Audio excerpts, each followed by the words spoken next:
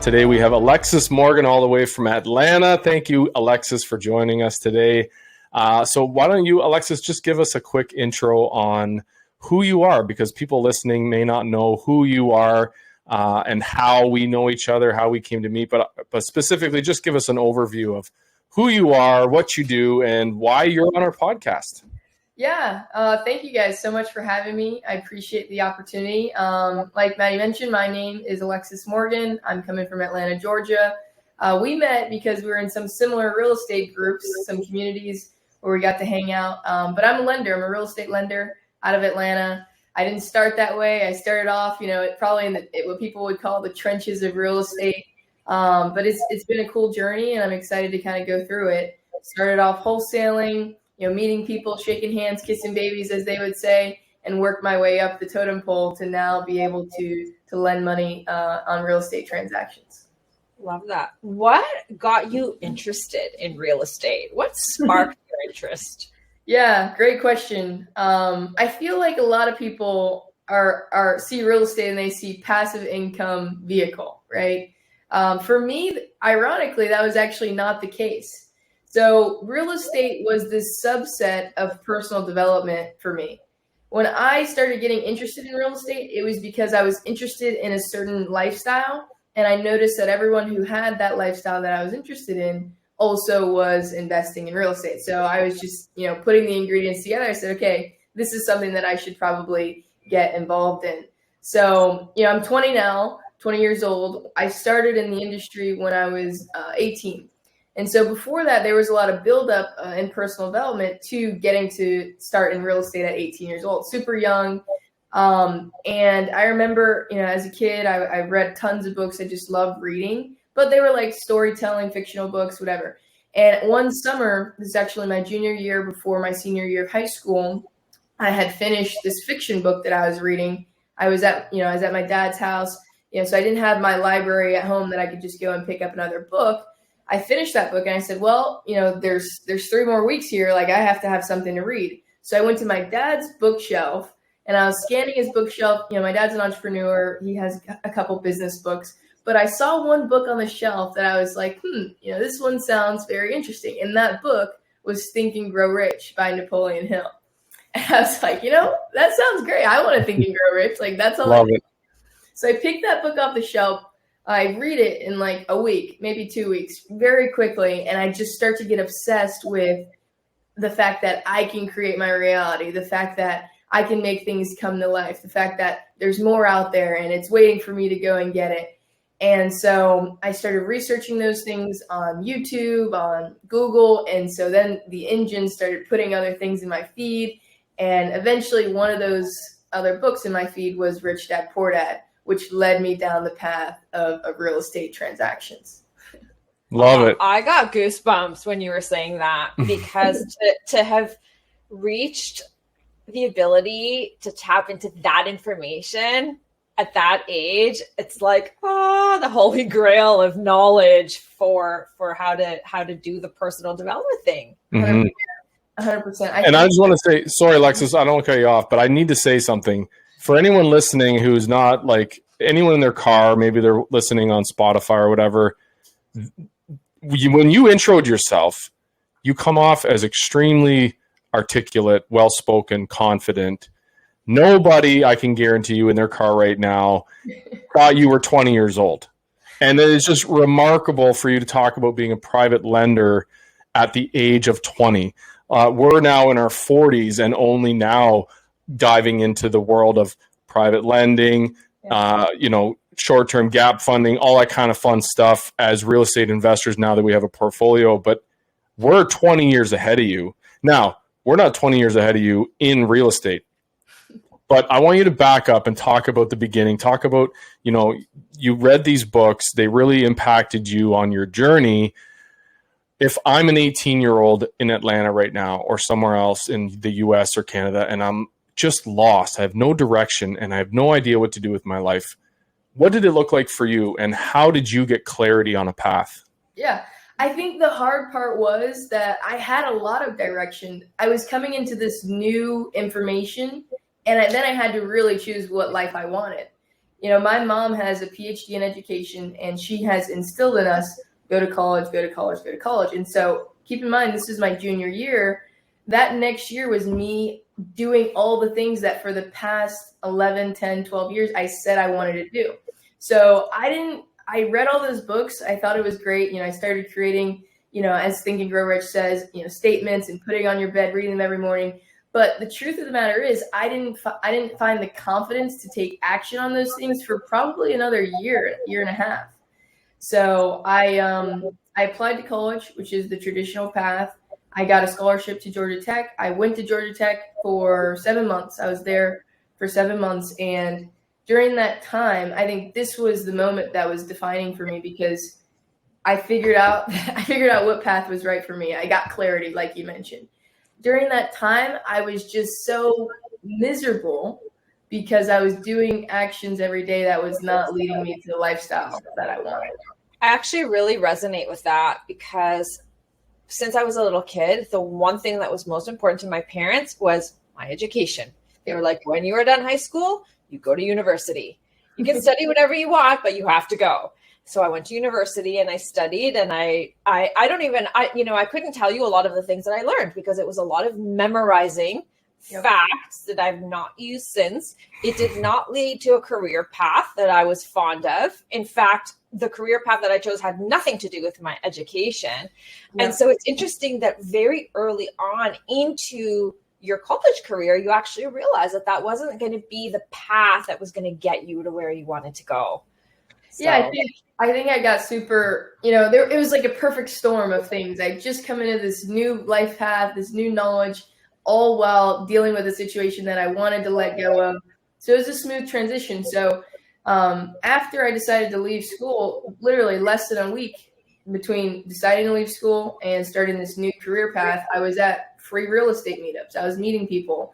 I think one of the main things that I had learned in some of those personal development books, yes, you have to do the work on yourself. Yes, you have to go and heal and create what you want inside your mind. But it takes other people. It takes a mastermind, as the books talk about, to make these things come to life. So I kind of plugged in that part of the equation. I don't know anyone in real estate right now. None of my family's in real estate. Like, I have to go and find these people. And so I would put myself in positions to meet people who are doing well, to meet people who could help me do well as well.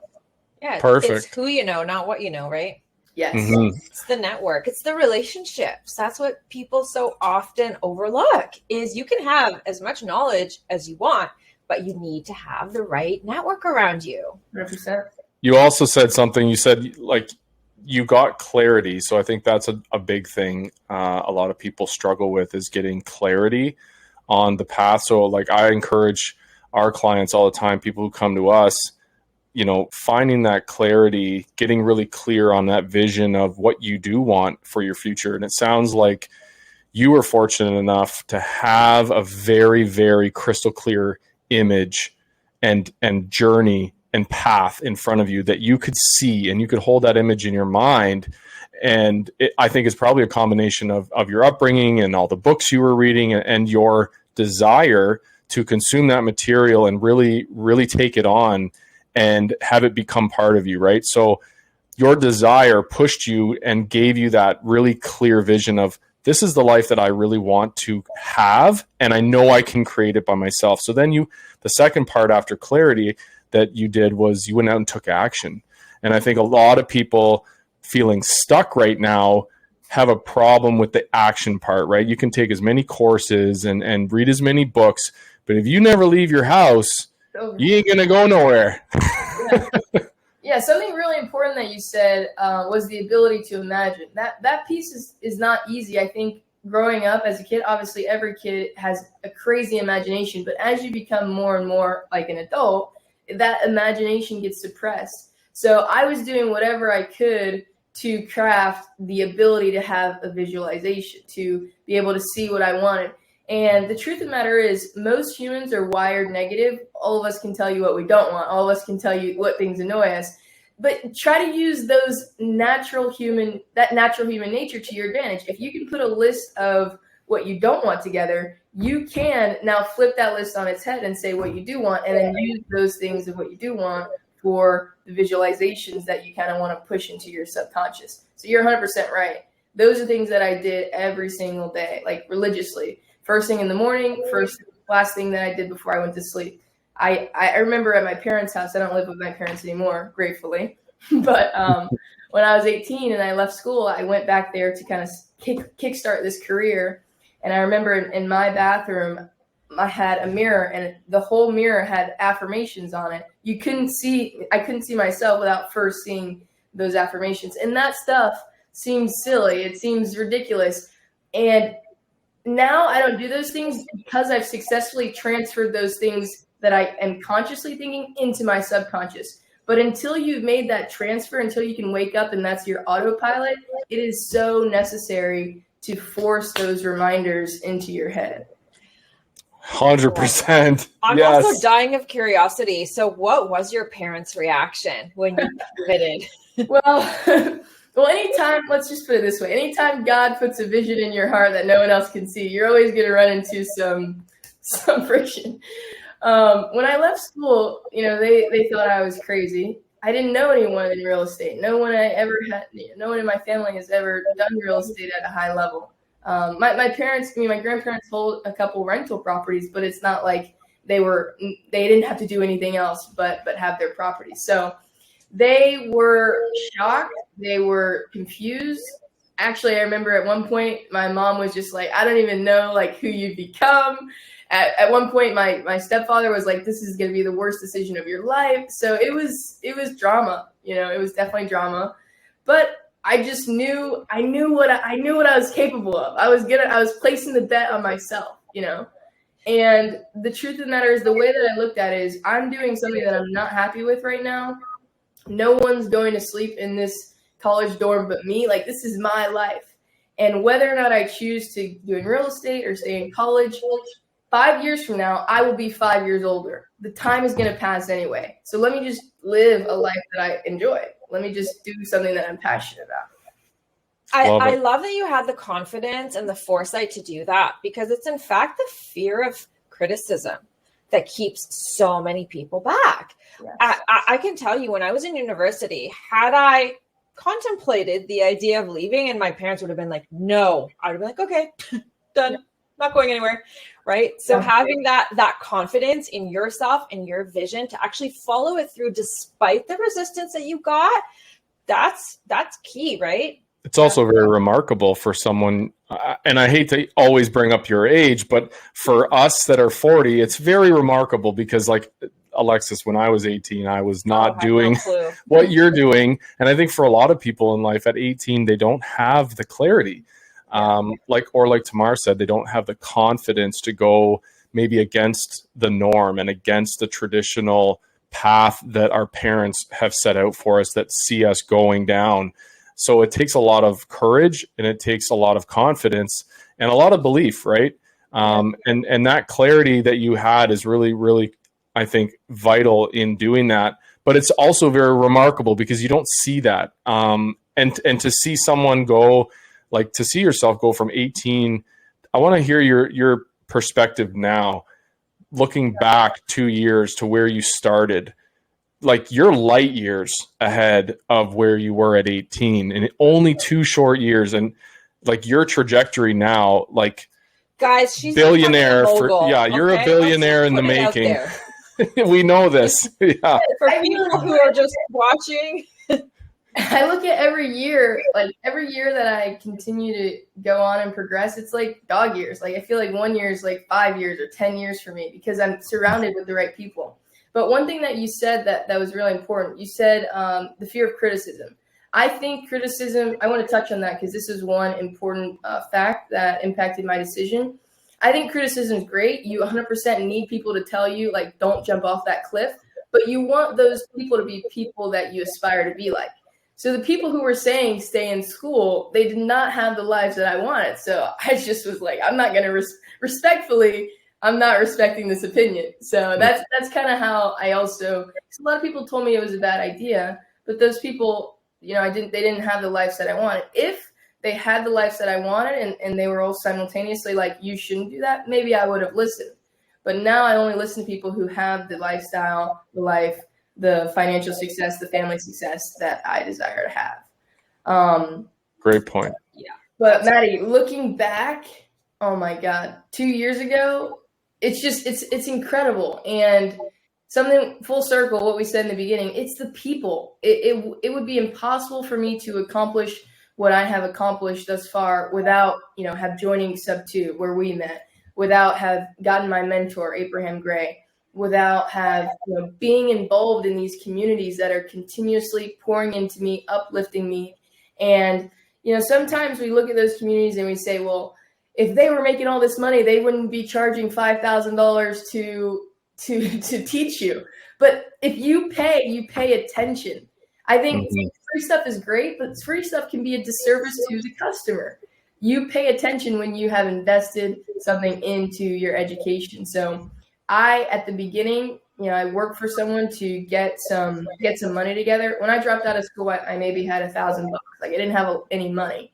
So I didn't have any money. I didn't have any knowledge. So I wasn't going to go and try to figure everything out on my own. I just went to work for the guy who's already doing well. And I was fine doing that. I had no ego issues. I was fine being, working in the office, taking note of everything and strategically figuring out, okay, what do I want to do with this information? So from there, I made a little bit of commissions from some deals that I closed from him. I also found skills. I learned new things. Like it was more than just the money. I needed the knowledge to be able to progress in that career. And so I used that money. I stopped working for the guy because I was running a business on the side and it was a conflict of interest. But I used that money to join communities, to join Sub 2. I went to countless weekend events in 2022. And I was willing to pay whatever the price was to get behind that door because the people behind that door are going to change my perspective on life. And I'll never be able to go back to thinking and making money in the same way. Like, for example, now, we have a business that does 7 figures a year, 6 figures every month. And when I was starting, I knew that I could go and work at Chipotle. If everything else fails, I could go and work at Chipotle. Now, I just can't even imagine a world where $15 an hour is my plan B. My plan B continues to get better and better and better. So as I continue to meet people who are doing better and better, I'm willing to pay whatever the price is to get to meet them because they shift your perspective on the world and what you can do in it. Love it. Wow. That's phenomenal. At 20 years old, you've got a 7-figure business. Yeah. 6 figures a month. The baseline goal keeps changing, right? Because as you advance, your goals get bigger and then that baseline keeps moving up. Yes. Yeah. What's your favorite part about real estate? The people. I mean, I'm working on skills right now, like leadership, hiring. One thing that I've figured out is that in my real estate company, it can only go so far with me doing everything. So now I'm really moving in the mindset of working on my business instead of in my business. And so what does that mean? When I'm hiring someone, they're going to change and evolve. And as a good leader, I have to figure out how their change and evolution fits into my change and evolution in my company. So the people aspect is always so cool. People have emotions, they have logic, people are smart. Everyone has a different skill set. And I find it really fun to be able to piece that puzzle together and connect with people on a deeper level and watch people change and evolve. I remember, when I started in real estate, like I mentioned, I was wholesaling. I was going out and door knocking properties myself. I built a team to door knock properties for me. And I saw people go from not understanding anything about real estate to getting their first $5,000-$10,000 check, which is that's not normal for a lot of. So seeing someone else's success in that way it's so fulfilling. It's so inspiring, and it just pushes me to continue expanding so I can impact more people, so their mindset can change and they can go and impact other people. It's a cool ripple effect that happens when you start to think about it, business through the aspect of people, not just the P&L and the profits that are coming in. Yeah, that's our philosophy too. I mean, we are doing what we are doing. We could do the real estate all day long and have that be it. But for us, it's how we got our success, because now we know the formula and we want to see as many other people find their own success as possible. Now it's a passion of ours. So I love that you're incorporating that into your business. That now your business actually involves a huge element of being able to give back and being able to help other people reach the kind of success that you have. If people want to get a hold of you, because I think probably everybody who's listening to this is going to say, how do I get a hold of this amazing person? How do they get a hold of you? I'm on all platforms, LinkedIn, YouTube, Facebook, all the things at Alexis J. Morgan with 2 N's. So if they need anything, if you guys have questions, I'm always helping people with their deals, anything and everything, questions for me. You can reach out to me on anything, Facebook, Instagram, YouTube, LinkedIn, all the things at Alexis J. Morgan. Love it. All the things. All the things. And what advice do you have for someone? So for you, I think you had established your goal pretty early on. You were able to really visualize what you wanted. Yes. But what advice do you have to somebody who is wherever they're at in their own life? Maybe they're not quite getting where they want. They want to make a change. They are not quite sure what that next step looks like. What advice do you have for someone in that position? My advice is to get a coach. If you're not like me and you like to read and research everything, like that's not everyone. I just enjoy that. You know, my number one Clifton strengths is learner. So I'll just go and read books all day if it was up to me. But if you're not like that, just get a coach. I hired several people. I hired a meditation coach. I hired someone to go through all my chakras and figure out what kind of junk was in there. I hired a mindset coach. And even today, I still have a coach. So just the process of hiring someone or getting close to someone who's done the path that you want to do is a no-brainer. Like, you are going to save years. You know, you mentioned that I've only been in the industry 2 years and I have a 7-figure business. That's because of the people I hired, the people that I got mentored by, they did it. And I was like, if I want to do it, I should just get as close to them as possible. So that would be my advice. Don't try to figure something out on your own that you've never done before, because you're going to waste 1, 2, 3, 4, even like it could be decades that you could save by working with someone who's done what you're trying to do. And, you know, life is short. You know, money can come back. You can make that money back in an instant. But the time that it takes to get to the life that you want, I want to make that as short as possible. And I'm willing to pay for that speed. Love it. Yeah. Paying for a coach is huge. I think anyone that you look at in the industry or in any industry that's at the top, yep. Number one, they got there by having mentors and coaches. And number two, when they're at the top, they still have them, right? Yeah. And that's across the board, like even hearing from Pace, shout out to Pace Morby, sub 2. Pace has mentors, and Pace is in masterminds with Hormozy and Lewis Howes and all these moguls. Like, these guys are still putting time, energy, and money into developing even at the highest level. And it's funny because a lot of people will hear from people like, well, I don't think I can really afford it. It's a lot of money. And we're just like, if you never get a coach, you've been trying to figure it out your whole life, 10, 20, 30 years, however long you've been trying to figure it out since high school, it hasn't happened. We're here with the blueprint, or there's other coaches out there, not just mindset coaches, right? There's real estate coaches. Like you mentioned, there's other types of coaches who are there to help you speed up and close that gap to get you the results much, much quicker and have that clarity on what it is that you actually can attain instead of trying to figure it out yourself. Yeah. So I love that. I mean, you're either going to pay in time or money. That's it. Yep. You're going to pay. It's just, are you going to pay in time or money? And that's it. I would much rather pay in money because, money comes back. The time. It's the one thing you can make more of. Yeah. You can't make more time. That's right. And I think from early on, you were able to tap into the idea that the money that you have is worth the investment to invest in the mentors, to invest in the knowledge, right? Because then you're going to grow that exponentially. And all of a sudden, the investment that you made is peanuts compared to all of the returns that you made, and not just even financial returns. Look at the growth that you've had. Yes. It's been the fact that you invested in mentors and you invested in yourself, that's paid you back in spades now. Yeah. I think one thing that's helped me regarding that is we don't collect money just to have money. Like, money is not useful unless you're using it for some purpose to grow. Like, you don't buy a car to go and buy gas. You buy a car to get somewhere. So I think of it as the same thing. I'm trying to get somewhere, and money is the fuel that I'm using to get to that place having a family, or of, having whatever I want in life, creating the life that I want. I don't just want to collect money just to say, I'm a millionaire now. Like, the money has to be doing something. And this is when it comes to a deeper purpose in life. Like, what are you trying to accomplish as an individual with your time on this earth?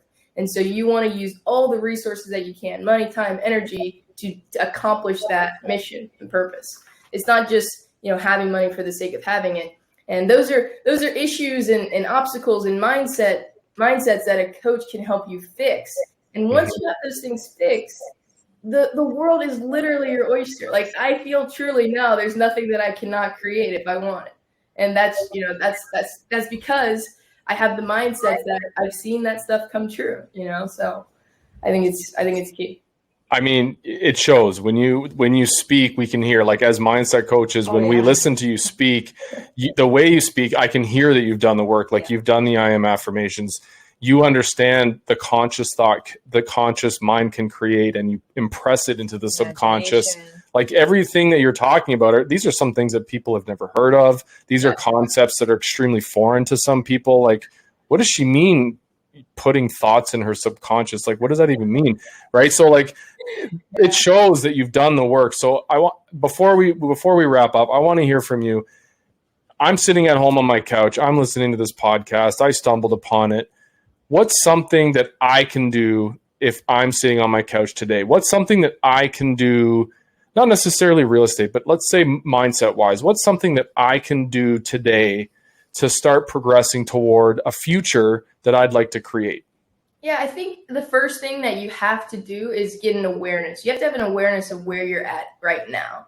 So the first thing that I would do is schedule out some alone time on your calendar, pop out a journal, and really just flow through, like, brain dump. How do I feel about my life now? And what decisions did I make that brought me to the life that I have now? Then and only then, once you find out where you're at, then and only then can you find out where you want to go. But without, like, facing the reality of where you are, why you're there, it's going to be very hard to figure out what direction to go in. I think that awareness and that kind of reality check is the first step. When I was in Georgia Tech, I had that check. I was like, well, I don't like my life right now. What did I do to get myself here? I'm the only one that's here at night sleeping unhappy. And how can I change this? But without that, like, hardcore check-in with yourself, your heart, your mind, your soul, it's very hard to figure out where to go. And without that, you could be at risk of always listening to someone else telling you where to go. You have to know yourself. You have to know thyself. And so that's the first step. Love that. I'm so glad that you said that. That is such a key thing that you just said, because you need to go after what you want, right? Yes. You can't go after what other people want, because it might not be the thing that drives you. So you actually have to develop that awareness of yourself.